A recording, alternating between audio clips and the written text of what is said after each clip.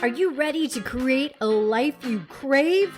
Let's spin that doom loop of negativity into an upward success cycle and start living lucky. Good morning. I'm Jana. I'm Jason. And we are living lucky. I hope you are too. From catastrophe to kick-ass-trophe. I like it. What did I just say? In layman's terms, what I really said is make your mess your message, or turn lemons into lemonade. Or turn into shinola. Ooh, that's the one we all relate to. That's the one everyone said, oh, I get it now. Yeah, don't say that on I air, get it. But I get it. I finally get what you're now talking you're speaking about. my language. But how do you do it? It's a message that's been around for years and years and years. And yet what we're really talking about is transmuting energy, because circumstances happen. And we can say, oh, turn to the bright side, or let's see the positive outlook on things, right? And when you're on your way to your wedding and you're covered in mud all of a sudden, it's hard to notice the bright spots when you're in the darkness. Yeah, and when somebody says, oh, well, concentrate on the positive, it just makes you want to slap them in the face. And you're like, I've been planning this wedding. Shut your mouth. For my entire life, and Everything now is I'm ruined. Covered in mud, and this is my dream day. It's rain on my wedding day. It's like rain. It's a free ride on your when I've wedding already day. paid. That's right. It's good advice that I didn't take. And what do you call it? Ironic? Isn't it ironic? Don't you think? No. Anyway, so in the moment, it's easy to say, oh, well, look on the bright side or spin positive. And really, what you need to do is somehow change your energy. Let go of that underlying energy. And that's harder said than done. Yeah, it's easier to tell someone to do that than to do it yourself. But the thing is, the more you practice it and the more you do it in the small situations, the easier it becomes in all situations. And it's not just about looking for the positive. It's not just about that. It's also raising your vibration. So I can't stress this enough. It is literally transmuting the energy, because we all carry energy with us. And if we're looking on the bright side, if we're saying, oh, well, you know what? There's a fire and everything in my house is burning down. Oh, but look, there's firemen and policemen that are here helping me. And so I should be grateful that people are here to show kindness and love and support. And so you're having these thoughts. Okay, well, I'm looking on the bright side. I'm doing what Mr. Rogers tells me to say. I'm looking for the helpers. But my world is crumbling. But on the inside, you are resentful and you are angry and you are so sad and you are grieving and you are anxious because you're thinking, these are my life's memories, and this is my whole world that is in there. And how am I going to live without the security of everything I've ever known? Yeah, you start getting in that position of now what? And we find ourselves in that position often. And it can be something as tragic as a fire that's burning your whole house down, or it can be something as simple as getting sick right before you were supposed to go in for an interview for a promotion or something like that. So something you didn't even know you had. Which isn't small. It's not small. We're not demeaning anything. We're not demeaning any of these things, because we know that depending on where you're at in your life, all of these things could be a huge detrimental pit. All of these things could be a pit. But if you practice it even in the small stuff, so let me go back to me. Like when I was an ice cream fanatic, and every time I went to Publix, I had to get ice cream. But I liked one particular flavor of Ben and Jerry's. Yes. And if they didn't have it, it felt like a catastrophe. Yeah, it was called The Tonight Show, I think. The Tonight Dough. Oh, The Tonight Dough. Excuse me. Yeah. So I loved the ice cream, and I would look forward to it all day long or all week long, and then I would go to Publix and I would go into the ice cream aisle and they would be sold out. And I would be like, oh, I've been waiting all week for this. now what? And either I would not get it or I would get something else. But it's about transmuting the energy, because I could have lived in that and just felt sorry for myself. And even though it wasn't a great habit to have. Look what happened to me. I waited all week to have my treat. And I've been in Publix 3 times all week, but I waited until Friday to get my treat, and now they're sold out. I was good, and I waited. I deserve this. Look what happened. Look what happened to me, little old Jason.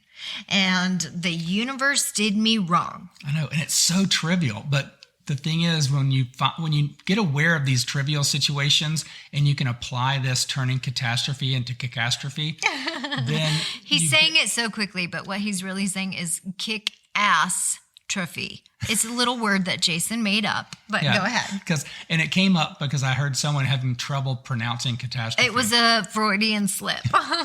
So it's when we can actually start habitualizing that process of transmuting the energy in the small items, then as we come across these larger things that happen in our lives, these incidences, then we can actually start leaning into that more because we're comfortable doing it in all areas. Okay, so let me just explain this in very simplistic terms.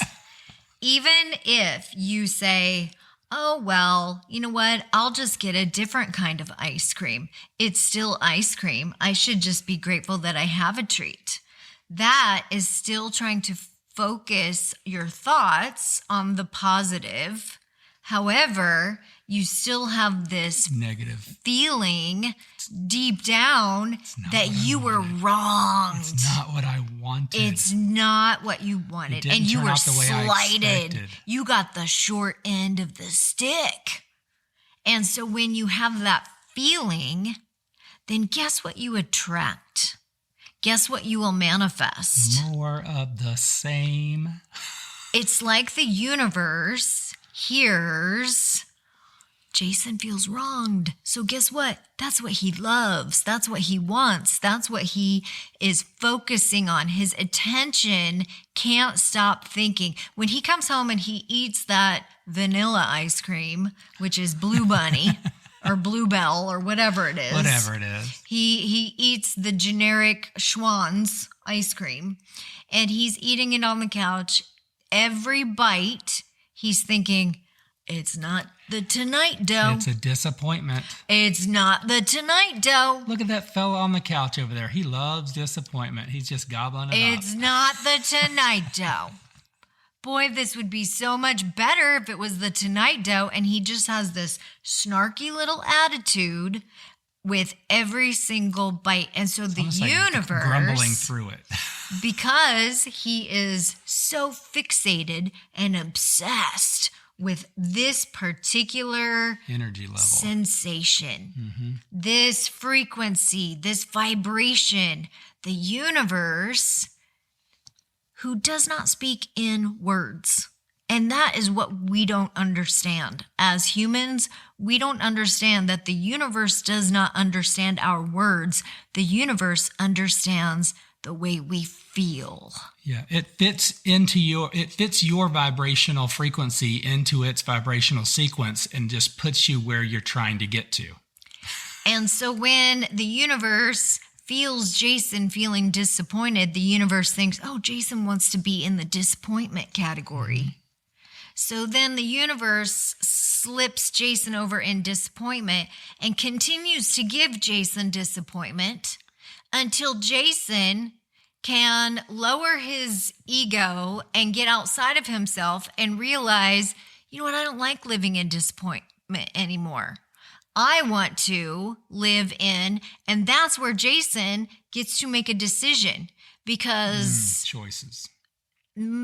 People often, when a slew of disappointment starts coming their way, they can either go into a further doom loop. Yeah. That's wallowing in the disappointment. Which then becomes resentment and anger and despair. And you can feel this because you feel weighted down and you feel like there's no way out. Shame and guilt, isolation. And you start sharing that with all your friends. And the more you start feeling isolated and lonely, and once you feel lonely, then you don't feel loved. And then you feel bitter and unworthy. And it just keeps getting lower and lower and lower. And you just start sliding down the sludge of, it's horrible. And I can talk about this because I've been there. Yeah. And I've been there, and the lower you get, the harder it is to start climbing out of. Yeah, but that's the whole part about when you just make that decision to transmute that energy and start finding something to build from. It's almost like an inner innovation schematic where you're like, okay. Oh, that's a really big term. I'll probably have to look it up also. But it's when you can start saying, okay, how is this for me instead of why did this happen to me? What is the universe trying to teach me? It's all about the questions we ask ourselves. And when we ask ourselves disempowering questions, guess what? We become disempowered. Our brain doesn't know the difference. When we ask ourselves empowering questions, guess what? We start becoming empowered. Yeah, it's like giving yourself an Energizer shot. Like the Energizer Bunny, it's building forward. So when you ask yourself, what is the universe trying to teach me? What am I learning here? How can I grow? How lucky am I? What is great about this situation? And people often say, what do you mean? You're in a circumstance that you perceive to not be working for you, and you ask the question, what is great about this? Yeah, from the outside looking in, most people are going to say, wow, that sucks. That's how you transmute your energy. That's how you get your energy from going in the downward spiral to the upward spiral, is you start asking better questions. Better questions equals a better quality of life. Wow. You control the way your life goes. Because your brain's going to answer these questions. By the quality of questions you ask yourself. Yeah, that's so huge. And we've lived through this. From what happened to me or what's wrong with me to what's right with me. So let's practice. If I say, why, God, why are you doing this to me? Why is this happening? Which way is my life going to go? It's going in the turd bucket. It's going in the turd bucket. I'm swimming out to Bucket Island. Oh, we're going to have to bleep that one. I'm sorry, but that's where I'm headed. And that's a real thing. And that's what happens to so many people is they start swimming out to Effet Island and they're going to drown themselves on the way. I'm living in victimhood instead of living lucky neighborhood.